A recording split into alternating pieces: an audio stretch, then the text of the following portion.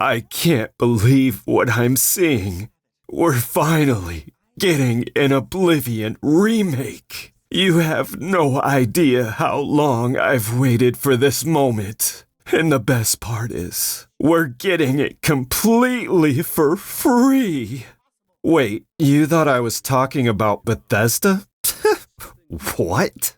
Okay, fine. Apparently, Bethesda is remaking, remastering, whatever, Oblivion. It leaked again.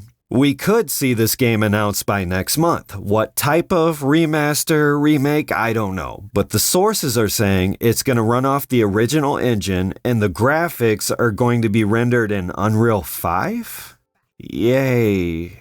Look, I'm sure this is going to be big for a lot of people. But my hype has been reserved. We already have an Oblivion remake on the way. It's called Skyblivion. And I really hope whatever Bethesda's planning doesn't interfere with what fans have been working on for years.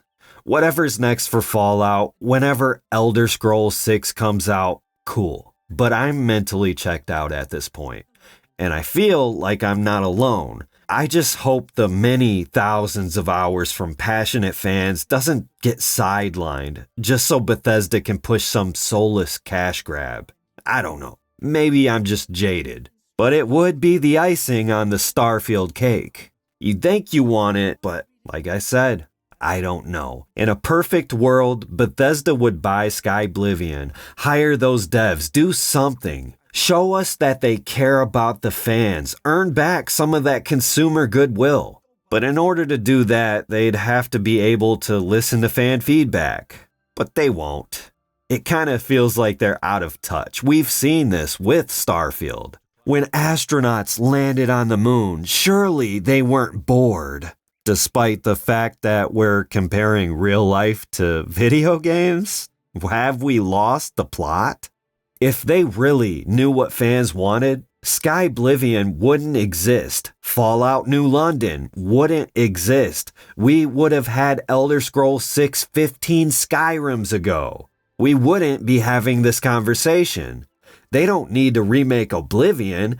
They need to remake Todd Howard. Every time I hear Unreal 5, I just think, the ones that are running a monopoly on the gaming industry. But it's so accessible though. It makes development so quick and easy. Every time a new game releases using this engine, you always see hundreds of videos complaining about stuttering, performance issues, low internal resolution that's just upscaled, optimization issues making PC specs so damn demanding people are surprised their computers don't melt through their desks. Unless you have money for an enthusiast-level graphics card, you're already playing an Xbox 360 game anyways after you mess with all the settings. So why not just play the original anyway? Not to mention the storage space. As much as I love Stalker 2, that 150 plus gigabyte download size is ridiculous. You know the original Oblivion? It takes up like 6 gigs.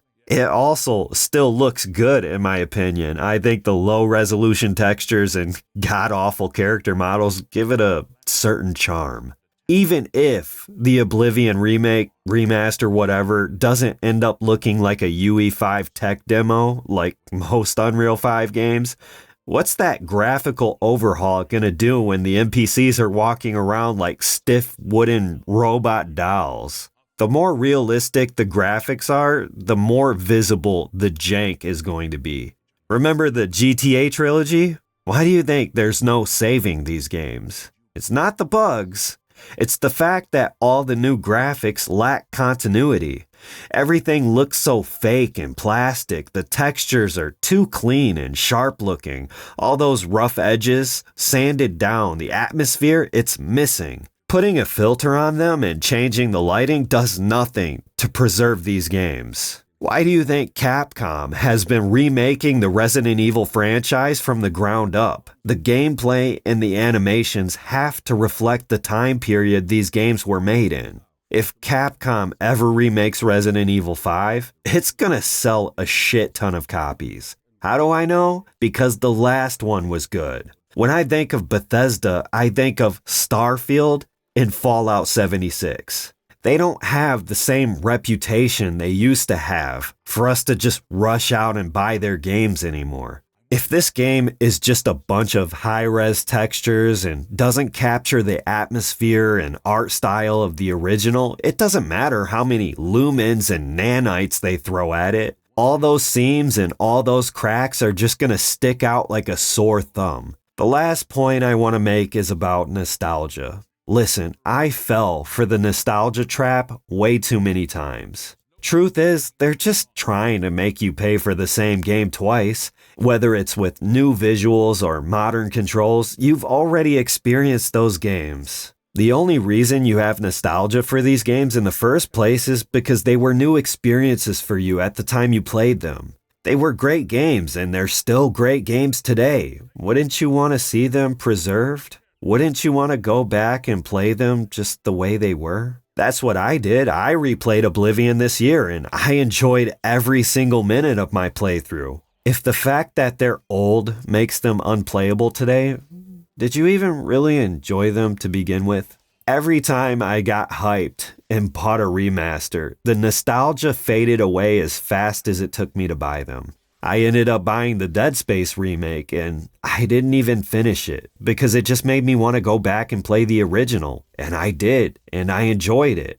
After I beat the Resident Evil 4 remake, yeah, it was really, really good. But I still went back and played the original, and I ended up enjoying it more. What makes me feel true nostalgia is when I go and play new games that feel like throwbacks. I really love the Castlevania games and I still replay and enjoy them to this day. But nothing made me feel more nostalgic for Castlevania than when I played a game called Blasphemous. Which, by the way, that same team is making the new 2D Ninja Gaiden game. But holy shit, Blasphemous? That game made me feel like I was a kid again playing Castlevania on my DS. It's why so many people play Space Marine 2 and feel nostalgic for the 360 days playing Gears of War. Did you know they're still releasing PlayStation 2 games, Xbox 360 games, GameCube games, Super Nintendo games, Nintendo 64 games? It's true, they're still being released to this day. They're just called indie games now. I just picked up a new Nintendo 64 game called Corn Kid 64, and that game came out not too long ago. It's incredible. The thing about nostalgia and why we get excited for remasters and remakes more than we do with new games is because they help us cope with the fact that life isn't as simple as it was back then. Some of these older games define entire chunks of our childhoods. And while nostalgia can be comforting, it can also come with the aching realization that things will never be the same again. No matter how intense our memories get, time will always move forward. Companies have used nostalgia against us. It's like a weapon. That's why they're getting rid of physical media. They're so afraid of us going out and buying a used copy of a game or just being content with our old games and not buying their new games when they release. They've came up with ways to sell us back our past. Now, I'm not against an official Oblivion rework existing, even if it just ends up being slop. But what pisses me off is when publishers delist and replace the original games. So far, Xbox has been pretty good at preserving their games through backwards compatibility, but I've seen this happen way too many times. Nintendo, they've been doing this every console gen. Sony, they've been remastering PS4 games and delisting the originals. Sometimes we get remasters that aren't even faithful. They take things out of the game, even go as far as censoring. Do we need an Oblivion remaster? I don't think so. And I think nostalgia is starting to have diminishing returns. I'm just seeing a lot of hype around this leak and I wanted to put out my opinion, even if it's unpopular.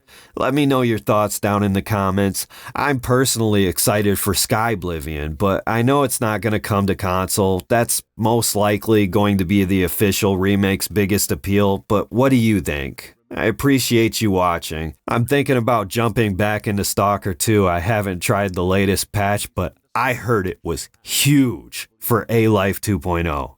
But yeah, thanks again for watching. All right, later.